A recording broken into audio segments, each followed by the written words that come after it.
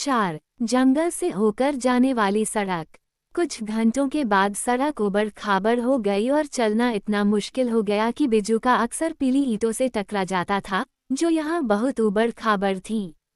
कभी-कभी, वास्तव में, वे टूटी हुई थीं या पूरी तरह से गायब थीं, जिससे छेद हो गए थे जिन्हें टोटो कूदकर पार कर जाता था और डोरोथी उनके चारों ओर चल देती थी। बिजुका के पास दिमाग नहीं था, वह सीधे आगे बढ़ता था और इसलिए छेदों में पैर रखकर पूरी लंबाई में सख्त ईंटों पर गिर जाता था। हालांकि इससे उसे कभी चोट नहीं लगी और डोरोथी उसे उठाती और फिर से उसके पैरों पर खड़ा करती, जबकि वह अपनी दुर्घटना पर हंसते हुए उसके साथ शामिल हो जाता। यहाँ खेतों की उतनी अच्छी तरह से देखभाल नहीं की जाती थी क्योंकि वे दूर थे।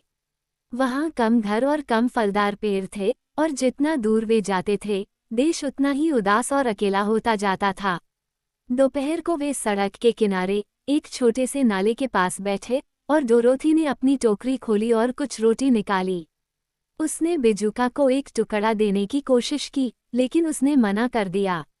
मैं कभी भूखा नहीं रहता, उसने कहा, और यह सौभाग्य की बात है कि मैं भूखा नहीं रहता, क्योंकि मेरे मुंह पर केवल रंग लगा है, और अगर मैं उसमें छेद कर दूं ताकि मैं खा सकूं, तो मेरे मुंह में भरा हुआ भूसा बाहर आ जाएगा और इससे मेरे सिर का आकार बिगड़ जाएगा। डोरोथी को तुरंत पता चल गया कि यह सच है, इसलिए उसने केवल सिर हिलाया और अपनी रोटी खाती रही। मुझे अपने बारे में कुछ बताओ और जिस देश से तुम आई हो, बिजुका ने कहा जब उसने अपना खाना खत्म कर लिया। तो उसने उसे कैंसस के बारे में सब कुछ बताया और बताया कि वहाँ सब कुछ कितना धूसर था और कैसे चक्रवात ने उसे उसकी इस अजीब भूमि पर पहुँचा दिया था।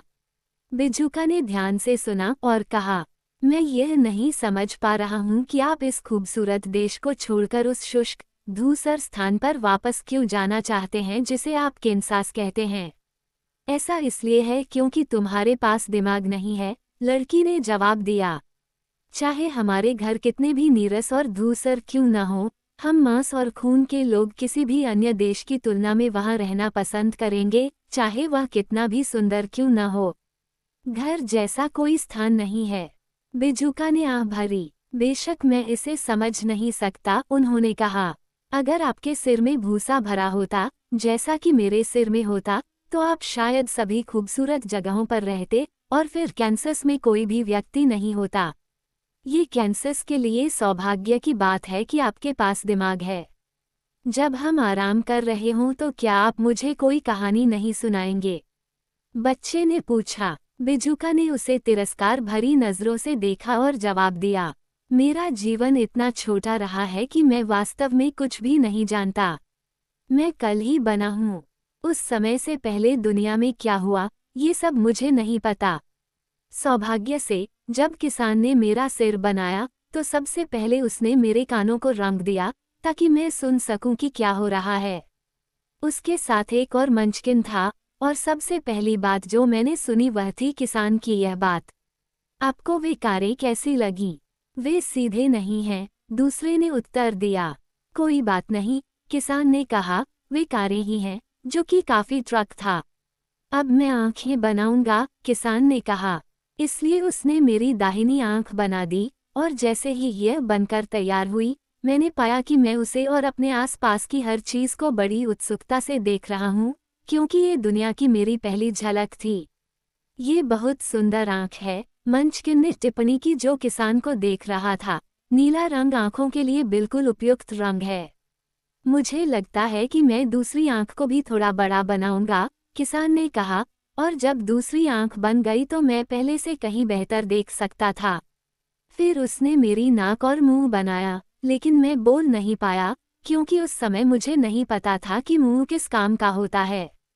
मुझे उन्हें अपना शरीर और अपनी भुजाएं और टांगें बनाते हुए देखने में मजा आया, और जब वे आखिरकार मेरे सिर पर टिक गए, तो मुझे बहुत गर्व महसूस हुआ, क्योंकि मुझे लगा कि मैं भी उतना ही अच्छा इंसान हूँ जितना कोई और। किसान ने कहा, यह आदमी कौओं को बहुत जल्दी डरा देगा, ये बिल्कुल आदमी जैसा दिखता है। क्यों, वो एक आदमी है, दूसरे ने कहा, और मैं उससे पूरी तरह सहमत था। किसान मुझे अपनी बांह के नीचे मकई के खेत में ले गया, और मुझे एक लंबी छड़ी पर बिठाया जहां तुमने मुझे पाया। वो और उसका दोस्त जल्द ही चले गए और मुझे अकेला छोड़ दिया। मुझे इस तरह अकेला रहना पसंद नहीं था, इसलिए मैंने उनके पीछे चलने की कोशिश की, लेकिन मेरे पैर जमीन पर नहीं पड़े और मुझे उस खंभे पर ही रहने के लिए मजबूर होना पड़ा। यह एक एकाकी जीवन था, क्योंकि मेरे पास सोचने के लिए कुछ भी नहीं था, क्योंकि कुछ समय पहले ही मैं इस तरह का जीवन जी रहा था।